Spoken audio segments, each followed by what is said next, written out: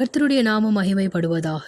இன்றைக்கு நாம் தியானிக்க போகும் பகுதி நியாயாதிபதிகள் 6ஆம் அதிகாரம், அதன் 12ஆம் வசனம். கர்த்தருடைய தூதனானவர் அவனுக்கு தரிசனமாகி, பராக்கிரமசாலியே, கர்த்தர் உன்னோடே இருக்கிறார் என்றார். கிதியோன் மீதியானியருக்கு பயந்து கோதுமையை போரடிக்கிறதற்காக அவன் ஆலைக்குச் சென்று அவன் போரடித்து கொண்டிருந்தான். அப்பொழுதுதான் கர்த்தருடைய தூதனானவர் அவனுக்கு தரிசனமாகி, பராக்கிரமசாலியே, கர்த்தர் உன்னோடு இருக்கிறார் என்றார். இந்த வார்த்தையை அவன் கேட்டதும் அவன் கேட்ட ஒரே கேள்வி, என் ஆண்டவனே, கர்த்தர் எங்களோட இருந்தால் இவையெல்லாம் எங்களுக்கு நேரிடுவானேன் என்றான். ஆம், தேவ ஜனங்களுக்கு ஒரு கேள்வி எப்போதும் இருந்து கொண்டே இருக்கும். கர்த்தர் என்னோடு இருந்தால் இது ஏன் எனக்கு இது நடக்குது? அவர் உண்மையிலேயே என் கூட தான் இருக்காரா, இல்லை நான் சும்மா கற்பனையில் இருக்கிறேனா? அவரை நான் இதுவரை கண்டதில்லை. கர்த்தர் உண்மையாகவே என்னோடு பேசுகிறாரா? என்னால் எதுவும் உணரவும் முடியவில்லை என்ற ஒரு சில கேள்விகள் இருதயத்தில் வாட்டிக்கொண்டே இருக்கிறதோ, கர்த்தர் உங்களை பார்த்து கூறுகிறார், பராக்கிரமசாலியே, கர்த்தர் உன்னோடே இருக்கிறார் என்று. மீதியானியர்கள் இஸ்ரவேலர்களை மிகவும் துன்புறுத்தினார்கள். அவர்கள் வந்து களவாடி கொண்டு போய்கொண்டே இருந்தார்கள். இஸ்ரவேலுக்கு நன்மை இல்லை. மீதியானின் கையில் கர்த்தர் ஒப்பு கொடுத்தார். காரணம் என்ன? இதனுடைய ரகசியம் என்ன? நியாயாதிபதிகள் 6ஆம் அதிகாரம் 10ஆம் வசனத்தில் வாசிக்கிறோம், இஸ்ரவேல் ஜனங்கள் எமோரியருடைய தேவர்களுக்கு பயந்திருந்தார்கள். அந்த காரியம் கர்த்தர் ஏற்கனவே அவர்களுக்கு கூறியிருந்தார், நீங்கள் எமோரியருடைய தேவர்களுக்கு பயப்படாதிருங்கள் என்று. ஆம், தேவனுடைய ஜனங்கள் கர்த்தருக்கு மாத்திரமே பயப்பட வேண்டும். புல்லுக்கொப்பாயிருக்கிற மனுஷர்களுக்கோ அல்லது அந்நிய தேவர்களுக்கோ பயப்படக்கூடாது. அந்நிய தேவர்கள் என்றால் விக்கிரகங்கள். இப்பேற்பட்ட இந்த விக்கிரகங்கள் யாவும் கண்ணிருந்தும் காணாது, வாயிருந்தும் பேசாது, காதுகள் இருந்தும் கேட்காது. அவைகளை தொழுது கொள்கிறவர்களும் அவைகளைப் போல் இருக்கிறார்கள். பக்தன் தாவீது, அந்நிய தேவர்களை நாடி தேடுகிறவர்களுக்கு வேதனைகள் பெருகும். அவர்கள் செலுத்துகிற இரத்தபான பலியை நான் செலுத்த மாட்டேன். அவர்களுடைய நாமத்தை என் உதடுகளினால் உச்சரிக்கவும் மாட்டேன் என்று கூறினான். தேவனுடைய பரிசுத்தமான கர்த்தருடைய நாமத்தை உச்சரிக்கும் நம் உதடுகளால் அந்நிய தேவர்களை குறித்தோ விக்கிரகங்களின் பெயரை குறித்தோ நம் வாயினால் என்றைக்கும் உச்சரிக்க கூடாது. தேவனுடைய பிள்ளைகளுக்கு கர்த்தர் கொடுத்திருக்கிற வல்லமை வானத்திலும் பூமியிலும் சர்வ வல்லமை படைத்த இயேசுவின் நாமமே அன்றி மற்ற எந்த நாமத்திற்கும் வலிமை இல்லை என்பதை தேவனுடைய ஜனங்கள் அறிந்திருக்க வேண்டும். தேவனுடைய ஜனங்கள் மூழ்கி ஞானஸ்தானம் எடுக்கும் பொழுதே இயேசு கிறிஸ்துவின் இரத்தத்தால் கழுவப்பட்டிருக்கிறார்கள். கர்த்தருடைய நாமம் மாத்திரமே மேலான நாமம் என்பதை அறிந்திருக்கிறோம். இப்போதும் தேவனுடைய நாமத்தை அல்லாமல் மற்ற அந்நிய தேவர்களின் நாமத்தை நம் வாயினால் உச்சரிக்க கூடாது. காரணம், அவைகள் எல்லாம் மெலிந்து போகும். கர்த்தருடைய வார்த்தை கூறுகிறது, விக்கிரகங்கள் கட்டோடே ஒளிந்து போம் என்று.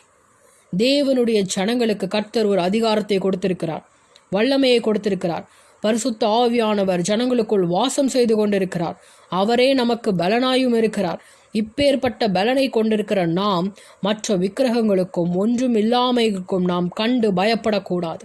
அப்பேற்பட்ட பயங்களை கொண்டு வருகின்ற எல்லா சத்ருவின் சேனைகளையும் சாத்தானின் சதித்திட்டங்களையும் நாம் எதிர்த்து நின்று போராடி ஜெபிக்க வேண்டும். கர்த்தருடைய பிள்ளைகளுக்கு விரோதமாய் செயல்படுகிற எல்லா சாத்தானின் கிரியைகளையும் கட்டுகளையும் கட்டவிழ்க்கக்கூடிய வல்லமையை கர்த்தர் நமக்கு கொடுத்திருக்கிறார்.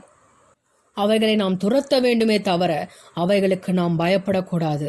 அப்படி பயப்படும் பொழுது என்ன நேரிடுகிறது? மீதியானியர் இஸ்ரவேல் ஜனங்களை அடிமைப்படுத்தி வைத்திருந்தார்கள். அப்போதுதான் கிதியோன் கர்த்தரிடத்தில் முறையிட்டான்.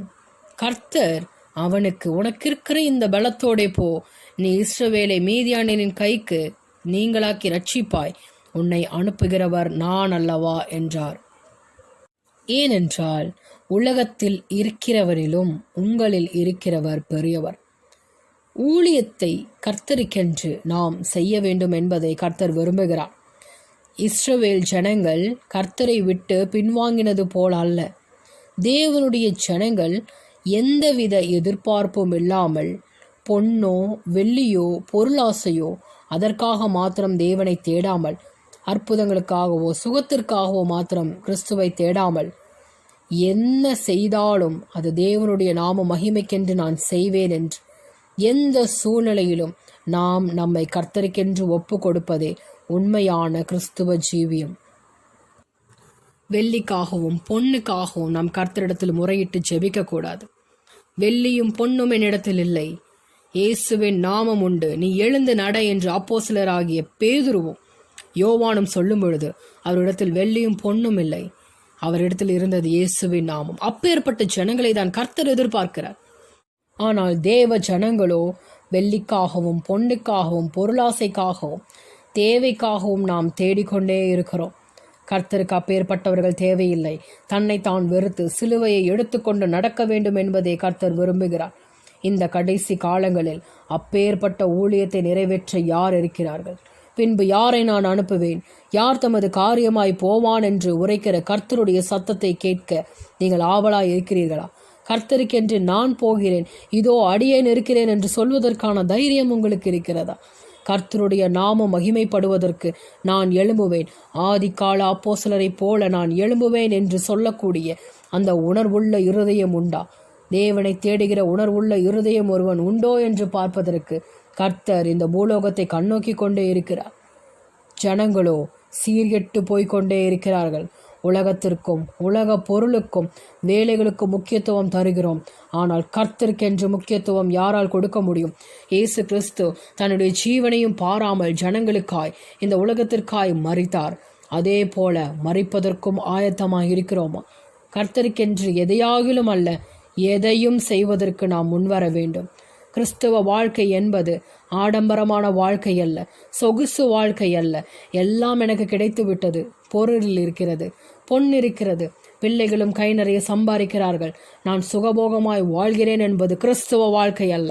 அப்படி நீங்கள் நினைத்து கொண்டிருந்தால் நீங்கள் ஏமாற்றி கொண்டிருக்கிறீர்கள். உண்மையான கிறிஸ்தவ வாழ்க்கை என்பது கர்த்தருக்காக ஜீவிப்பது, இருளில் இருக்கும் ஜனங்களுக்கு வெளிச்சத்தை அறிவிப்பது, கர்த்தருடைய சுவிசேஷத்தை கொண்டு போய் சேர்ப்பது, தேவன் உங்களுக்கு கொடுத்திருக்கிற இலவச ரட்சிப்பை அநேக ஜனங்களுக்கு கொடுத்து பரலோக ராஜ்யத்திற்கு கூட்டி சேர்ப்பது. இப்பேற்பட்ட ஊழியத்தை செய்வதற்கு இந்த நாட்களில் நீங்கள் தயாராக இருக்கிறீர்களா? அப்படி தயாராக இருந்தால் கர்த்தர் உங்களுக்கு சொல்லுகிறார், உனக்கு இருக்கிற இந்த பலத்தோடே போ, உன்னை அனுப்புகிறவர் நான் அல்லவா என்று. கர்த்தருடைய வார்த்தை உங்களுக்கு வருகிறது. தேவனுடைய ஊழியத்தை பாதியில் விட்டிருந்தாலோ, இல்லை தேவனுடைய ஊழியத்தை செய்ய வேண்டும் என்று ஆர்வம் கொண்டு உலக பிரகாரமாய் போயிருந்தாலோ, தேவனுடைய வார்த்தை இதுவே. கர்த்தருக்கென்று நீங்கள் எதை செய்தீர்கள்? இனியும் செய்ய ஆவலாய் இருக்கிறீர்களா? இனியும் கர்த்தருக்கென்று ஊழியம் செய்வீர்களா? இன்னும் கர்த்தருக்கென்று எழும்புவீர்களா? இதுவே இந்த நாளில் கர்த்தர் உங்களை பார்த்து கேட்கிறார். மனம் திரும்புங்கள், பரலோக ராஜ்யம் சமீபமாய் இருக்கிறது. இயேசு கிறிஸ்துவின் 2ஆம் வருகைக்கு ஆயத்தமாவோம். ஆமேன், ஆமேன்.